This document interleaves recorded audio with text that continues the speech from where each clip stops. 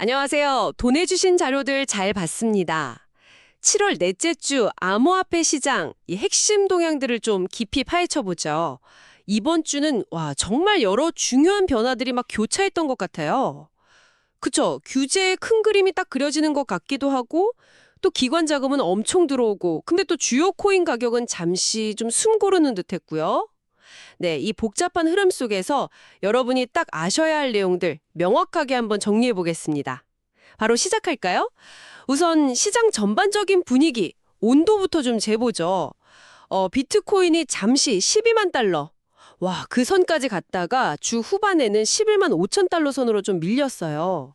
사상 최고가 진짜 코앞에서 약간 주춤한 건데 그래도 월간으로 보면 10% 넘게 오른 상태긴 하죠.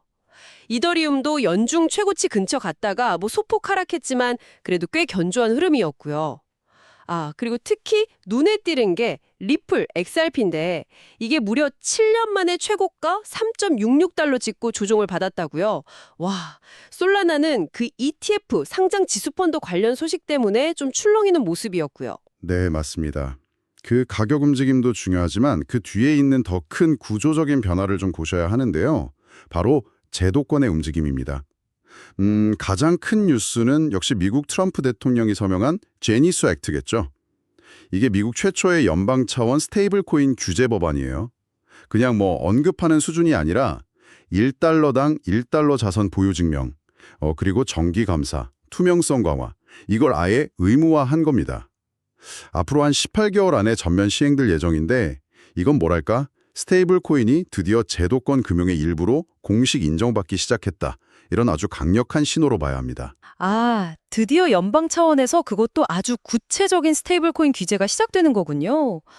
그럼 혹시 다른 규제 움직임도 좀 있었나요? 네, 있었습니다. 상원은행위원회에서 CLRIT 액트 초안을 공개했는데요.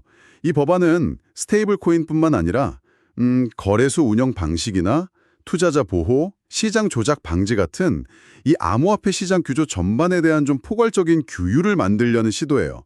아직 초안이긴 한데 그 규제 공백을 메우려는 의지가 확실히 보이죠. 그리고 이런 규제 명확화 움직임이 딱 나오니까 기관 투자자들 반응도 아주 뜨거웠습니다. 역시 규제가 좀 정비되는 것 같으니까 기관들이 더 안심하고 들어오는 걸까요? 구체적으로 그 규모가 어느 정도였어요? 네, 정확합니다. 이번 주에만 전 세계 암호화폐 투자 상품으로 무려 4억 3,900만 달러. 이게 우리 돈으로 한 6천억 원 가까이 되죠. 그 정도 자금이 순유입됐어요. 특히 이더리움 관련 상품에만 2억 1,200만 달러 이상이 몰렸고요. 이게 단순히 그냥 돈이 들어왔다, 이걸 넘어서요. 기관들이 이제 암호화폐 경제를 변방이 아니라 제도권의 일부로 확실히 받아들이고 있다, 이런 증거로 볼 수 있습니다. JP모건 같은 월가의 진짜 거대 은행 있잖아요. 거기가 고객 자산을 담보로 암호화폐 대출을 검토한다, 이런 소식도 있었고, 또 코인베이스랑 손잡고 기관 대상 서비스를 강화하겠다, 이런 발표도 있었죠. JP모건이 담보대출까지요. 이건 진짜 큰 변화인데요.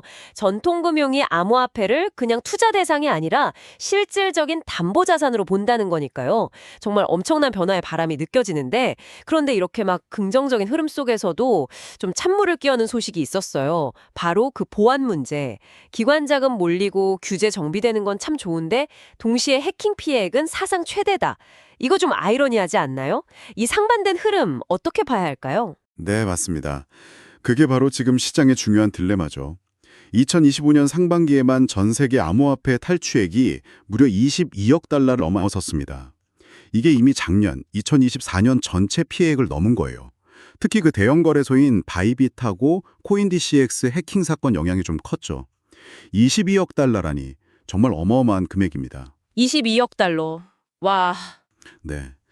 이게 제도권 편입이 빨라질수록 이런 보안 취약점은 그냥 개인 투자자 손실 문제가 아니라 시장 전체의 신뢰도를 흔드는 시스템 리스크로 작용할 수 있다는 거죠. 실제로 한 금융 전문가는 전통금융하고 디지털 자산, 이거 너무 성급하게 통합하다가 오히려 예상치 못한 시스템 위험을 키울 수 있다, 이렇게 경고하기도 했고요. 뭐랄까, 빛이 강해지면 그림자도 짙어지는 딱 그런 형국입니다. 그렇군요.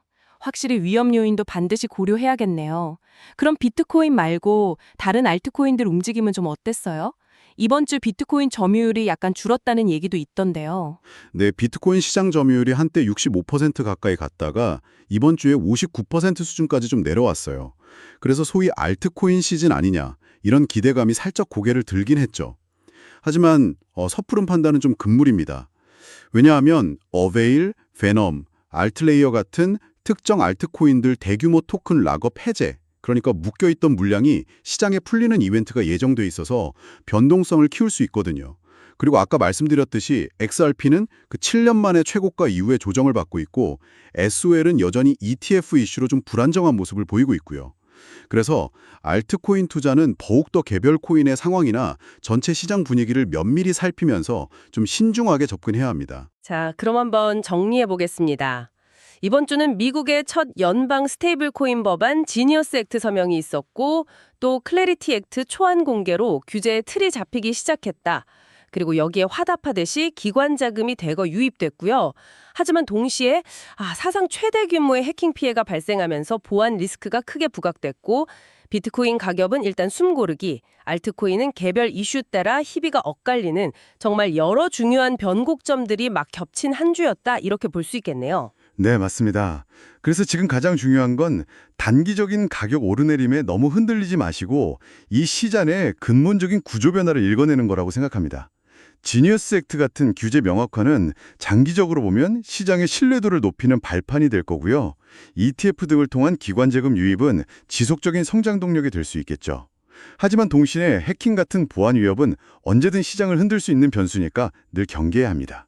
즉, 장기적인 시야를 갖는 건 좋은데 위험 관리는 그 어느 때보다 좀 철저히 해야 하는 시점이다. 이렇게 말씀드릴 수 있겠습니다. 마지막으로 여러분께 한 가지 질문을 던지면서 마무리하고 싶은데요. 자, 스테이블 코인 규제가 이제 현실화되고 JP모건 같은 거대 은행들이 본격적으로 암호화폐 서비스를 준비하는 지금 과연 이런 변화가 단순히 투자 환경을 넘어서 앞으로 여러분께서 일상생활에서 디지털 자산을 경험하고 사용하는 방식 자체를 어떻게 또 얼마나 근본적으로 바꿔놓게 될까요? 이 질문 한번 곱씹어 보시면 흥미로울 것 같습니다.